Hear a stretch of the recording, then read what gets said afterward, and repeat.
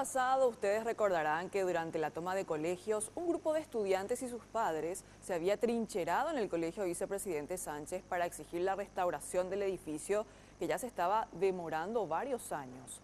La protesta tuvo su efecto positivo y hoy fueron inauguradas oficialmente las obras en la histórica institución. Un aspecto muy diferente es el que luce actualmente el Colegio Vicepresidente Sánchez, cuya comunidad educativa debió aguardar durante años la restauración edilicia del mismo. Desde el techo hasta el piso, desagüe pluvial, cloacal, instalación eléctrica, techo, pintura, todo fue restaurado.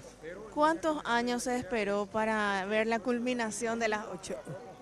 Del 2008, del 2011 que nosotros teníamos ya sostenido por tirantes para que esto no se desplome, ¿verdad? Pero yo no quería demasiado que el colegio se desplome, así que tuve que comprar unas vigas para instalar, ¿verdad? O sea, para que atajar eso, para que no se desplome, porque era la parte frontal esta la que estaba más deteriorada, así. Y estos pasillos fueron el sitio donde el año pasado se realizó la toma de la institución educativa por parte de un grupo de estudiantes con sus padres. Un hecho que tanto las autoridades del Ministerio de Educación como de la Municipalidad de Asunción consideran un hito que permitió acelerar los trabajos de restauración de este edificio, que además es un patrimonio arquitectónico del país. Fue un trabajo técnico extraordinario porque es un colegio tradicional que tenía una restauración histórica en el frente.